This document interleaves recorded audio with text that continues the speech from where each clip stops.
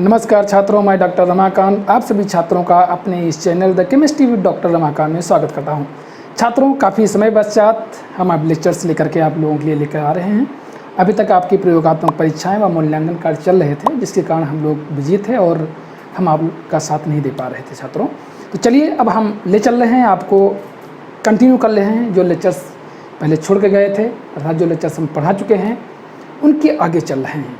तो अभी तक छात्रों मैंने विलयन में जो आपको पढ़ाया है, विलयन क्या होता है, विलयन कितने प्रकार के होते हैं, विलयनों की सांद्रता को व्यक्त करने वाली कौन कौन सी विधियाँ होती हैं, इन पर ताप का क्या प्रभाव पड़ता है और सांद्रताओं से संबंधित महत्वपूर्ण न्यूमेरिकल्स जो तुम्हारी बोर्ड परीक्षाओं में अक्सर आते हैं, उन सब चीज़ों को मैंने पढ़ा चुका हूँ छात्रों।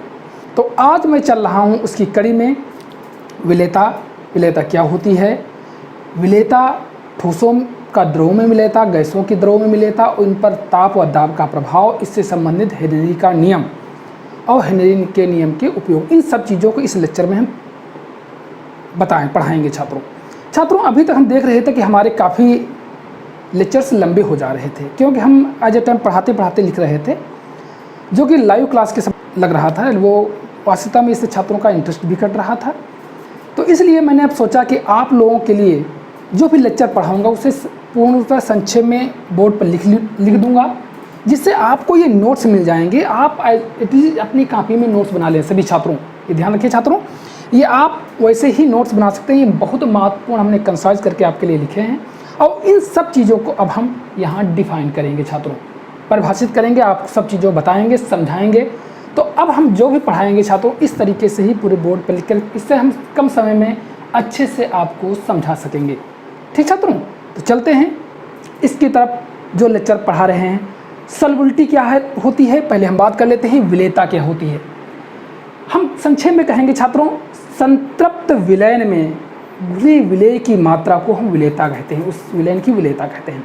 अर्थात हम किसी भी पदार्थ को घुलते रहें, एक निश्चित समय के पश्चात उसमें घुलना बंद हो जाती है, तो वह मात्रा उस विलायक में जितनी घुली है उसकी विलेयता कहलाती है। हम कह सकते हैं, इसलिए हमने लिखा है निश्चित ताप पर विलायक की निश्चित मात्रा में घुली हुई किसी पदार्थ की अधिकतम मात्रा को विलेयता कहते हैं। समझ गए छात्रों? अर्थात विलेयता क्या होती है हम फिर से बता देते हैं। तो विलेयता होती है मैक्सिमम अमाउंट, किसी विलायक में कितना घुल जाए एक निश्चित ताप पर, वो उसकी विलेयता कहलाती है। तो ये हो गई छात्रों विलेयता। ठीक, अब बात करते हैं ठोसों की द्रवों में विलेयता। स्वाभाविक है, चीनी और नमक आप पानी में घोलते हो, विलयन बन जाता है। अब ये विलेयता महत्वपूर्ण नहीं है, लेकिन इससे संबंधित दो चीज़ बहुत महत्वपूर्ण है जो आपकी परीक्षाओं की दृष्टि से महत्वपूर्ण है, ये समझना जरूरी है। ताप का प्रभाव और दाब का प्रभाव। फिर गैसों की द्रव में विलेयता, इससे संबंधित ताप और दाब दोनों बहुत महत्वपूर्ण है, और हेनरी का नियम इससे संबंधित है, दाब के प्रभाव के अंतर्गत आता है। उन सब चीज़ों को चर्चा कर रहे हैं छात्रों। चलिए पहले हम बात करते हैं ठोसों की द्रव में विलेयता। ताप का प्रभाव क्या होगा छात्रों?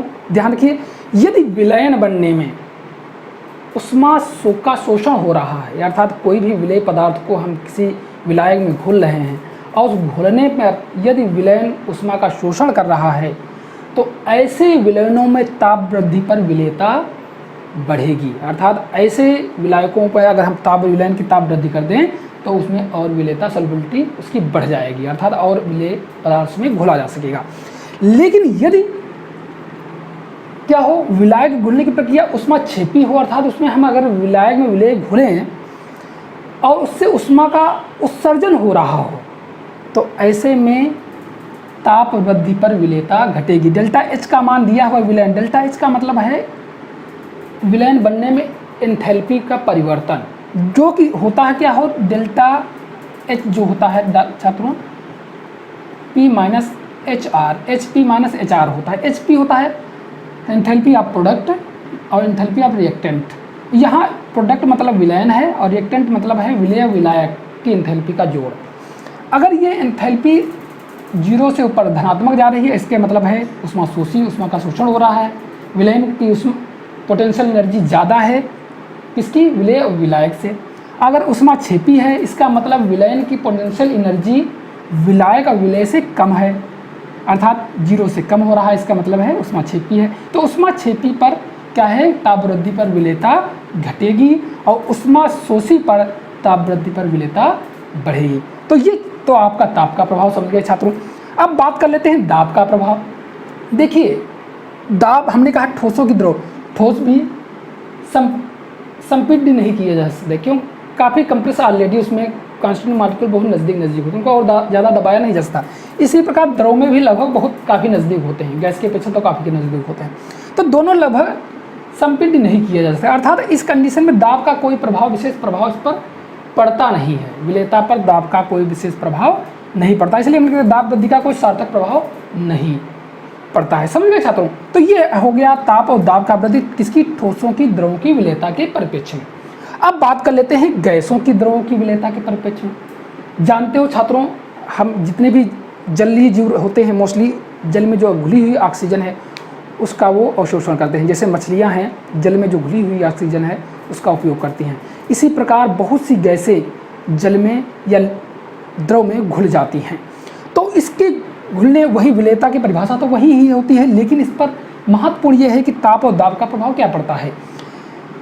स्वाभाविक है, गैस की काइनेटिक एनर्जी अगर बढ़ जाएगी, ताप वृद्धि से बढ़ जाएगी, तो द्रव में उसका ठहराव कम हो जाएगा, अर्थात सीधे हम कह सकते हैं ताप वृद्धि पर गैसों की द्रव में विलेयता घटेगी। लेकिन कुछ गैसें होती हैं, जैसे हीलियम और हाइड्रोजन है, जिसकी ताप वृद्धि पर कुछ हद तक विलेयता बढ़ती है, वो कुछ अपवाद हो सकते हैं। लेकिन मुख्यतः क्योंकि ताप वृद्धि पर होता क्या है, जब गैसें किसी विलाय में घुली जाती हैं तो ये मोस्टली अपक्रिया किस प्रकार की ऊष्माक्षेपी अपक्रिया होती है। तो ऊष्माक्षेपी होने के कारण ताप वृद्धि पर उसकी विलेयता क्या हो जाती है, जैसे यहाँ लिखा था घटेगी, ऐसे ही ऊष्माक्षेपी होती है अपक्रिया, मोस्टली ऊष्माक्षेपी होती हैं, तो इसलिए ताप वृद्धि पर गैसों की द्रव में विलेयता घटती है। वैसे भी आप सोच रहे होंगे कि गैस है और जा सोचिए कोई द्रव में घुला जा रहा है, अगर हम ताप वृद्धि कर देंगे तो क्या वो और घुलेगी? नहीं घुलेगी, क्योंकि गैस की काइनेटिक एनर्जी मॉलिक्यूल की बढ़ जाएगी, वो द्रव को छोड़ करके पुनः गैस के वायुमंडल में वाष्प अवस्था में आ जाएंगे। तो इसलिए साफ साफ स्पष्ट है कि ताप वृद्धि पर गैसों की द्रव में विलेयता या विलय में विलेयता घटती है। ताप वृद्धि। अब आ जाओ दाब वृद्धि की प्रभाव बढ़ते हैं। हमने लिख दिया है दाब वृद्धि पर गैसों की द्रव में विलेयता बढ़ती है। हम दो छात्रों यहाँ पर डेडेस्ट लगाए हैं, इसका मतलब है कि ये लाइन को आपको ऐसे ही लिख लेना है, ठीक? बढ़ती है। इसके परिप्रेक्ष्य में हेनरी ने गैसों का दाब और उसकी विलेयता के परिप्रेक्ष्य में मात्रात्मक संबंध हेनरी ने दिया, जिसे हेनरी का नियम कहते हैं। अर्थात गैसों की विलेयता और दाब के मध्य मात्रात्मक संबंध हेनरी ने दिया है, जिसे हेनरी नियम कहते हैं। छात्रों, अब हम हेनरी के नियम के बारे में बात कर रहे हैं। ये बहुत महत्वपूर्ण है और ये किससे संबंधित है? गैसों की द्रवों की विलेयता में दाब का प्रभाव के अंतर्गत हेनरी का नियम आता है। छात्रों, हेनरी का नियम क्या है समझिए जरा। इस नियम के अनुसार स्थिर ताप पर भाई आप दाब बढ़ाओगे, किसी गैस का दाब जब बढ़ाओगे तो उसमें क्या है, उस गैस की विलेयता बढ़ जाएगी। तो वही तो उन्होंने बताया है, स्थिर ताप पर किसी गैस की द्रव में विलेयता गैस के आंशिक दाब के समानुपाती होती है। अर्थात गैस का दाब बढ़ाएंगे तो उसकी विलेयता भी उसमें बढ़ जाएगी। अगर यदि थोड़ा सोचने की कोशिश करें, क्यों विलेयता की बात कर रहे हैं, जब यदि गैस के मोल प्रभाज मोल अंश को विलेयता का माप माने, भाई अगर घुलेगी तो हम मान लेते हैं कुछ मोल प्रभाज आप पढ़े होंगे, ठीक है, रेशियो होता है। तो विलेयता को अगर मोल प्रभाज या मोल अंश के परिप्रेक्ष्य में मान लिया जाए तो क्या हो जाएगी, यदि गैस के मोल प्रभाज की विलेयता का माप माने तो यही परिभाषा थोड़ा चेंज करने की कोशिश कीजिए।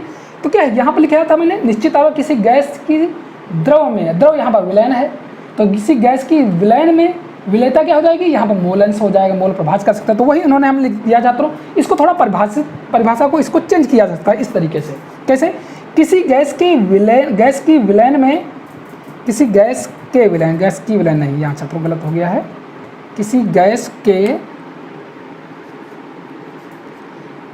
गैस के विलयन में मोल अंश, किसी गैस के विलयन में मोल अंश गैस के आंशिक दाब के समानुपाती होता है।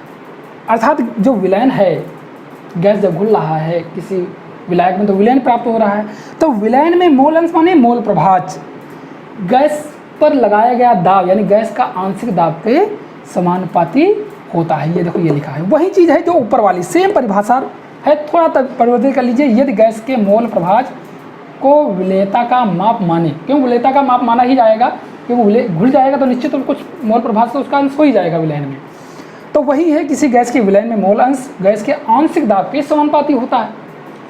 अब इसी चीज़ को थोड़ा इस तरीके दूसरे तरीके परिवर्तित करें। देखिए 3 डिफिनीशन दी हुई है हमने, 3 डिफिनीशन दी हुई, तीनों डिफिनीशन एक दूसरे से जुड़ी हुई हैं। अगर समझ जाओगे तो रटने की जरूरत नहीं छात्रों है। चलिए जरा इसको देखिए। अब हम दूसरे शब्दों में हेनरी के नियम के अनुसार, दूसरे शब्दों में भाई किसी मोल अंश लिखा, विलयन में मोल अंश के आंशिक दाब के समानुपाती था। इसका मतलब था मोल अंश, जरा इसको जरा यहाँ देखने की कोशिश करें छात्रों, यहाँ पर हम शॉर्टकट में देने हैं। मोल अंश मतलब था x अनुपाती p था। इसका मतलब था, इस डिफिनीशन जो दी है, किसी विलयन के मोल अंश गैस के आंशिक दाब के समानुपाती होता है, अर्थात x अनुपाती p है। इसी को पलट दिया गया है इस वाली डिफिनीशन में। देखिए क्या है, p अनुपाती x, यहाँ क्या था x अनुपाती p, सेम चीज़ है। अर्थात यहाँ पर अब वही तरीके थोड़ा परिभाषा को डिफाइन करने सोचने की कोशिश करें। स्थिर ताप पर किसी गैस का वाष्प अवस्था में आंशिक दाब, देखिए फिर से, स्थिर ताप पर किसी गैस का वाष्प अवस्था में आंशिक दाब यानी P उस विलयन में गैस के मोल अंश या मोल प्रभाज के समानुपाती होता है। P अनुपाती x, P क्या है, वाष्प अवस्था में आंशिक दाब है गैस का, x का है विलयन में गैस का मोल प्रभाज है। और जब आप इसको पूरा करोगे तो P equal to KH into x. तो जहाँ KH जो है हेनरी स्थिरांक है छात्रों, यहाँ क्या है, KH हेनरी स्थिरांक है, ये स्थिर रहता है। निश्चित ताप पर इसका मान किसी भी गैस के लिए निश्चित होता है, लेकिन ताप पर प्रभावित होता है।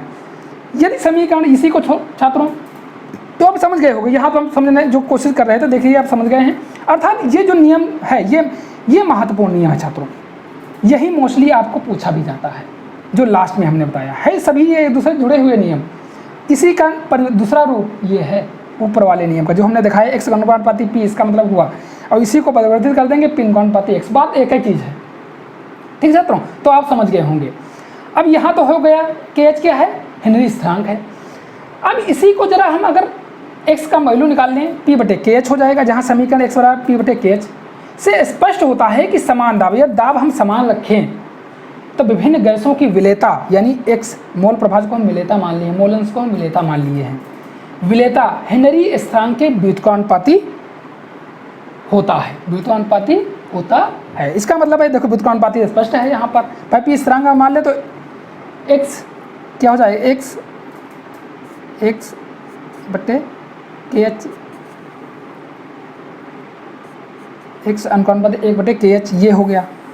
इसका मतलब यही है, अगर हम ये स्थिरांक भाई समान दाब रख लें, स्थिर कर दें, तो ये हो गया x अनुपाती 1/KH। तो ये इसका मतलब क्या है, इसका अर्थ क्या है, हमने यहाँ लिखा है जिन गैसों का KH उच्च, भाई अगर यदि ये ज़्यादा हो जाएगा तो क्या है, x का मान यानी विलेयता यानी मोल अंश कम हो जाएगा। यहाँ मोल अंश का मतलब विलेयता से है छात्रों, अर्थात जिन गैसों का KH उच्च होता है उनकी विलेयता कम। समझ गए भाई, KH का मान अगर बढ़ जाएगा तो x का मान कम हो जाएगा। तो जिन गैसों का KH यानी हेनरी स्थिरांक उच्च होता है उनकी विलेयता कम होती है, और जिनका KH मान यानी हेनरी स्थिरांक कम होता है उन गैसों की विलेयता अधिक होती है छात्रों। समझ गए, तो इतना तो आप समझ गए होंगे ये हेनरी नियम को। और ये कभी कभी छात्रों कॉम्पिटिटिव एग्जाम्स में ये लाइन पूछ दी जाती है, तो IIT JEE के छात्र जो तैयारी कर रहे हैं वो इन सब चीज़ों को विशेष ध्यान दें छात्रों। अब बात कर लेते हैं छात्रों हेनरी नियम के उपयोग या अनुप्रयोग, यूजेस क्या हैं। छात्रों हम लोग गर्मी मौसम चल रहा है, इसमें कोल्ड ड्रिंक पी रहे हैं। जब भी कोल्ड ड्रिंक आप खोल रहे होगे तो देखते हो, जब खोलते हो तो उसमें बुदबुदाहट के साथ गैस रिलीज होती है। वो जो कौन गैस होती है जानते हो, CO2 होती है। क्यों, हेनरी नियम के अनुसार क्या कहा गया है भाई, किसी गैस की विलेयता उसके दाब के अनुपाती है, अर्थात उसमें CO2 को कंप्रेस करके भर दिया जाता है स्वाद लाने के लिए। किसी भी वही है शीतल पेयों व सोडा वाटर बनाने में हेनरी नियम का प्रयोग किया जाता है, जहाँ पर CO2 गैस को कंप्रेस करके उसमें डिजॉल्व कर दिया जाता है। और वही गैस जब हम एनवायरनमेंट में बोतल को खोलते हैं तो टेम्परेचर ज़्यादा होता है, जिसके कारण CO2 और वायुमंडलीय दाब भी कम हो जाता है उसके अंदर की अपेक्षा। तो वहाँ पर क्या होता है कि वो गैस रिलीज होकर के वायुमंडल में जाने लगती है और इसलिए बुदबुदाहट वहाँ पर होती है जब हम कोई कोल्ड ड्रिंक खोलते हैं। तो ये शीतल पेय व सोडा वाटर बनाने में हेनरी का नियम का प्रयोग किया जाता है। दूसरा, गोताखोरों के श्वास लेने के संबंध में, गोताखोर जो समुद्रों में बहुत नीचे जाते हैं, अगर हम उनके गैस वाले उनमें हीलियम, नाइट्रोजन और ऑक्सीजन 3 गैसों का मिश्रण होता है, अगर हीलियम को न रखें, ऑक्सीजन नाइट्रोजन तो ऑक्सीजन तो घुल ही जाती है, लेकिन नाइट्रोजन भी इतनी ज़्यादा घुल जाएगी कि वहाँ पर सांस लेने में समस्या होने लगेगी। तो इसकी सॉल्युबिलिटी को घटाने के लिए हीलियम ऑक्सीजन में विलेयता बहुत कम होती है, इसलिए हीलियम को वहाँ पर मिला दिया जाता है। तो इसलिए हेनरी का नियम यहाँ पर भी गोताखोरों के लिए भी लागू होता है कि उस विलेयता दाब अधिक होती है, जिसके कारण गैस उसमें घुलने लगती है। तो ये हेनरी का नियम का उपयोग है। और वहाँ पर उसको कम करने के लिए हम विलेय कम हो गैसें, इसके लिए हम उसमें हीलियम मिला देते हैं। ऑक्सीजन, नाइट्रोजन ये गैस सिलेंडर में हीलियम भी मिला दी जाती है, जिससे गोताखोरों को ज़्यादा मात्रा में ऑक्सीजन और ज़्यादा मात्रा में नाइट्रोजन रक्त में न जाए, जिससे उनको नुकसान ना हो। इसमें समस्या छात्रों क्या होता है, कुछ समय बाद निश्चेतक अवस्था में आ जाता है इंसान। अगर नाइट्रोजन अधिक मात्रा में, ऑक्सीजन भी अधिक मात्रा में पहुँच गई, कोशिकाओं को ऑक्सीकरण क्रिया बहुत तीव्र हो जाएगी और उससे क्या हो जाता है कि बेहोश भी इंसान हो सकता है। नेक्स्ट छात्रों है फेफड़ों में रक्त से O2 और CO2 का आदान प्रदान में। ध्यान रखिए, जब छात्रों रक्त में CO2 का लेवल बढ़ जाता है तो बाहरी वायुमंडल में वहाँ पर CO2 का लेवल कम होता है और ऑक्सीजन, जब फेफड़ों में हम सांस लेते हैं ऑक्सीजन ज़्यादा होती है, तो ऑक्सीजन का दबाव ज़्यादा होने के कारण ऑक्सीजन रक्त में चली जाती है और CO2 में वहाँ पर CO2 का दबाव उच्च होने के कारण वो बाहर आ जाती है। तो वो भी हेनरी नियम का ही एक उपयोग है। फिर अधिक ऊंचाई पर सांस लेने में दिक्कत या सांस फूलना, जब आप पहाड़ों या कभी कोई अधिक ऊंचाई पर जाते हो तो वहाँ ऑक्सीजन का लेवल कम हो जाता है और वहाँ कारण है कि वहाँ पर वायुमंडलीय दाब, निचली तल की वायुमंडलीय दाब कम हो जाता है, जिसके कारण वहाँ सांस ऑक्सीजन पर्याप्त मात्रा में हमारे फेफड़ों में नहीं पहुँच पाती और वहीं हेनरी का नियम हो जाता है कि भाई वहाँ जब वायुमंडलीय दाब ही कम है, वहाँ पर दाब ही कम हो जाता है, तो हमें अंदर जब ऑक्सीजन कम जाएगी सांस फूलने लगेगी। हम लोग अक्सर कह देते हैं कि वहाँ ऑक्सीजन की कमी हो जाती है, ऐसा होता होगा, लेकिन बहुत कम। सबसे समस्या वहाँ पर होती है कि वहाँ पर वायुमंडलीय दाब थोड़ा कम होता है निचली तल की अपेक्षा, जिसके कारण वो ऑक्सीजन हमारे फेफड़ों में आसानी से नहीं पहुँच पाती, जिसके कारण हमें सांस लेने या में दिक्कत हुआ, सांस फूलना शुरू हो जाती। वो भी एक हेनरी के नियम का ही एप्लीकेशन है छात्रों। तो आप छात्रों हम समझ गए होंगे कि अच्छे से आपने समझ लिया है इसको। कोई समस्या हो तो हमें कमेंट करके बताएं।